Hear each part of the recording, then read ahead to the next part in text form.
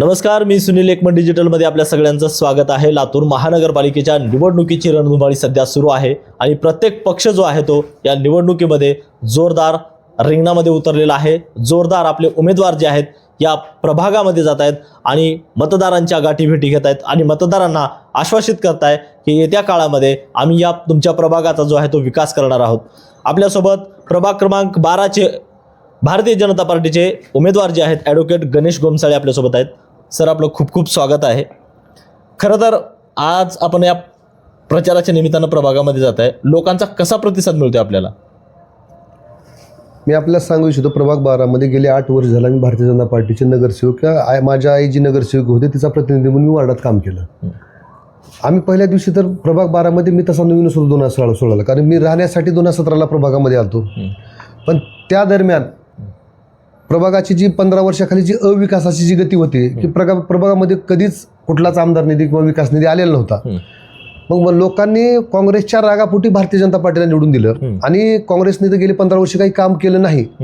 त्यामुळे सगळ्या लोकांनी भारतीय जनता पार्टीच्या पाठीमागे राहायचं. 2017ला भारतीय जनता पार्टीच्या नगरसेवक ही संबंध लातूरमध्ये ताकदीने निर्माण भारतीय जनता पार्टीचा महापौर बसला.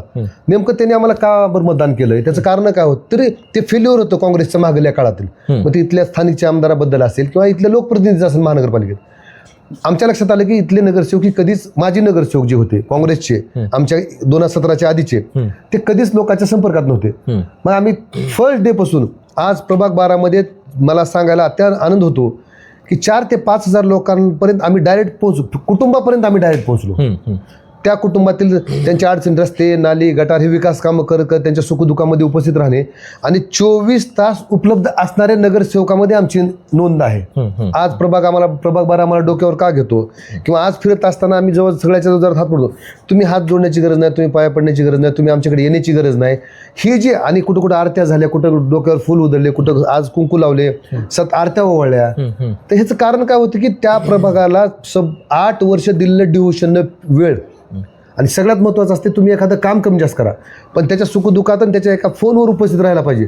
तसं आम्ही एका फोनवर उपस्थित राहणारा कार्यकर्ता म्हणून भारतीय जनता पार्टीच्या लोकांनी आज आम्हाला प्रचाराला जाताना खूप सन्मानाने वागणूक दिली आणि हीच कमाई आम्ही या 5 वर्षामध्ये 7 वर्षामध्ये केली. खरं तर मागच्या 5 वर्षामध्ये तुम्ही जे आहेत म्हणजे नगरसेवक म्हणून तुम्ही काम केलं, असं कुठलं काम जे आहे ते वाटतं तुम्हाला प्रभागामध्ये की आणखीन बाकी आहे ते करणं? खरं तर लातूरमध्ये कुठल्याही प्रभागामध्ये लोक नगरसेवकाला किंवा लोकप्रतिनिधीला स्थानिक स्वराज्य संस्थेच्या का निवडून देतात? त्याचं मुख्य कारण काय की त्यांच्या पहिल्यांदा स्वच्छ पाणी त्यांना भेटलं पाहिजे. त्यांच्या घंटागाडीचा कचऱ्याचा प्रश्न असतो, स्वच्छता मोठा विषय असतो. मग तो डुकरामार्फत असेल, कुत्र्यामार्फत किंवा कचऱ्यामार्फत असेल, त्यांचे ते प्रश्न आहेत. अतिरिक्त कुत्रे काही त्रास देत असतील, एवढे बारीक बारीक प्रश्न असतात ना, त्यांना लोकांना त्रास होत असतो. लोकांना शहरीकरणामध्ये वेळ नाही, स्वतःच उपजीविका भागवायची, काबाड कष्ट करायची, लेकरांना शिकवायचं. मग त्यांना एक सहज इझी अवेलेबल होणारा माणूस पाहिजे असतो. आम्ही काय केलं, त्यांचा पाणी प्रश्न सोडला. अमृत योजनेअंतर्गत 30 ते 35 किलोमीटर पाईपलाईन केली. अंडरग्राऊंड ड्रेनेजचं काम आता चालू आहे, त्यामुळे रस्ते काही फुटले तर काही नागरिक नाराज आहेत. पण अंडरग्राऊंड ड्रेनेजची मस्ट कन्सेप्ट आहे. 300 कोटी केंद्र सरकारने दिले. तर अमृत योजना झाली, अंडरग्राऊंड ड्रेनेजची योजना झाली, नाल्या, रोड, गटार या सगळ्या आम्ही सुखसुविधा 30 ते 35 कोटीच्या प्रभाग 12मध्ये कामं केली. लोकांच्या कोरोनामध्ये उपस्थित जागेवर त्यांना सुविधा दिल्या. त्या निमित्तानं मलाही कोरोना झाला. पण लोकांनी लक्षात ठेवलं ना की जो माणूस कोरोनामध्ये घरात बसला नाही, जो माणूस लोक वारले त्याच्या सुखदुःखात असतो, लग्न कार्यात असतो, वाढदिवसात असतो आणि 24 तास आपला भाऊ, आपला मित्र, आपला कुणीतरी घरचा सदस्य म्हणून तो काम करतो. या पोचपावतीचं निश्चितच लोक आता फळ देणार आहेत. आता तुम्ही जर समजा सत्तेमध्ये बसलात तर पहिलं कुठलं काम जे आहे तुमच्या प्रभागासाठी करणार आहात? आज आपल्याकडे बघत असत की हा मुख्य रस्ता खराब आहे आपला, स्वर्गीय विलासराव देशमुख नावाने, त्याला तिथे ॲक्सिडेंट होत आहेत. तर त्याचं रोड पॅच किंवा काल CM साहेबांनी म्हणले की त्याला मोठ्या प्रमाणात निधी देऊ, तुम्ही लातूरच्या नगरसेवकासोबत राहा. त्यांनी तर ऑलरेडी आता CM साहेबांनी तो शब्द दिला. अंतर्गत रस्ते आणखीन काही जुन्या पाईपलाईन आहेत नळाच्या, त्या दुरुस्त करायच्यात.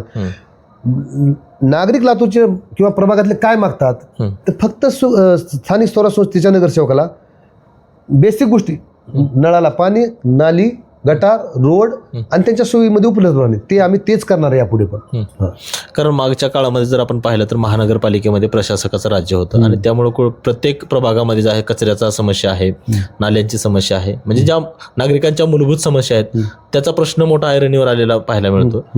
जर तुम्ही भाजपा म्हणून सत्तेत आलात तर या महानगरपालिकेमध्ये तुम्ही कशा पद्धतीनं काम करणार आहात, काय तुमचा मास्टर प्लॅन असणार आहे? आमच्याकडं एक 100 खाटाचा काल परवा अर्चनाताई पाटील चाकूरकर यांनी 100 खाटाचा हॉस्पिटल पाहिजे.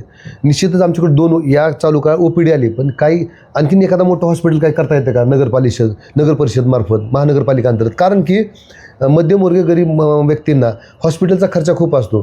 तसं तर आयुष्यमान भारत योजना ह्या त्या सर्व योजना आहेत मोठ्या ॲक्सिडेंटला किंवा कुठल्याही मॅटरला, पण बेसिक गोष्टी काय आहेत, सर्दी ताप गोळी किंवा लहान लहान गोष्टी, तर इथे एक हॉस्पिटलचे जी काय महानगरपालिकेनंतर चालू OPD चांगली ओपन करता येईल का ते इथं बघणार आहेत. आणि लोकांचा हॉस्पिटलचा मोठा प्रश्न सुटल्यानंतर त्यांना मला वाटतं पोलीस प्रशासन कोर्ट यासाठी आपण खंबीरच आहेत. त्याच्यामुळे त्यांना एका कॉलवर प्रत्येक अडचणीचं गुगल सर्चवर टाकल्यासारखं नाव आहे गणेश गोमसाळे, त्या पद्धतीनेच ते काम होणार यापुढे. बरं, आता खरं तर गेल्या 5 वर्षाचा तुम्हाला अनुभव आहे. एक नगरसेवक कसा असावा असं कसं वाटतं तुम्हाला, एक म्हणजे व्यक्ती म्हणून? नगरसेवक सर्वसामान्यच असावा. त्याने छाती काढून चालता नाही, लोकांच्या नजर न बघता आधी लोकांच्या पायाकडे बघितलं पाहिजे. त्याने ताटमानेनं बघण्याच्या आधी त्यानं सगळं त्याच्या डोळ्यात त्याची अडचण काय दिसते, तो आपला खूप मोठा समजून आपल्याकडे लांब जात नाही ना, त्याने सर्वसामान्य समजून आपल्यासोबत कसा बसून राहील, त्याला भयाला हक्कानं फोन कसा करता येईल, ही ज्याला कळालं. नगरसेवक हा नेता नसतो, नगरसेवक हा आमदार खासदार नसतो, नगरसेवक हा फक्त सेवक असतो. त्या पद्धतीनं एखाद्या सर्वसामान्य नागरिकाला वाटलं की हा माझा नगरसेवक आहे की जो सहज बसतो, सहज उठतो, सहज उपलब्ध होतो. तीच प्रतिमा नगरसेवकांनी कमवली पाहिजे. आता म्हणजे या निवडणुकीमध्ये तुम्ही रणांगणामध्ये उतरलेला आहात, मतदारांना काय आवाहन करणार त्या निमित्तानं? की आपण भारतीय जनता पार्टी ज्याची सत्ता आहे त्याच्यासोबत का राहत, आपले प्रश्न सत्ताधारीच नगरसेवक सोडू शकतो. ज्याची सत्ता नाही अशा पक्षाच्या मागे आपण राहता कामा नये, हेच मी आपलं आवाहन करू इच्छितो. खरं तर आपल्यासोबत ॲडव्होकेट गणेश गोमसाळे होते. प्रभाग क्रमांक 12मधून ते सध्या निवडणुकीच्या रिंगणामध्ये आहेत. गणेश गोमसाळे जे आहेत या निवडणुकीमध्ये चांगल्या मताधिक्याने निवडून येतील असा विश्वास आपण व्यक्त करूयात. येत्या 16 तारखेला या महानगरपालिकेमध्ये नेमका गुलाल कुणाला लागणार हे पाहणं महत्त्वाचं आहे. या माझा प्रभाग माझं विजन या कार्यक्रमामध्ये आपण इथंच थांबतोय. कॅमेरामॅन संदीप गवळीसह सुनील कुमार, एकमत डिजिटल, लातूर.